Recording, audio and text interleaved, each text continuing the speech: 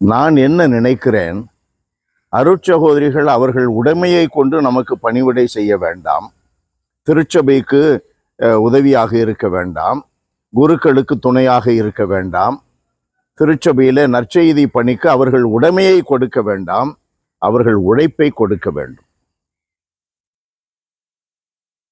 ஒரு சிலரை தவிர, அது குருக்களுக்கும் அப்படித்தான், ஒரு சிலரை தவிர நிறைய அருட்சகோதரிகள் ரொம்ப சொகுசான ஒரு வாழ்க்கையை தான் நடத்துகிறார்கள். நற்செய்தி பணிக்கு துணையாக பங்குகளிலே இருப்பதை நான் பார்க்கவில்லை, ஒரு சில சகோதரிகளை தவிர.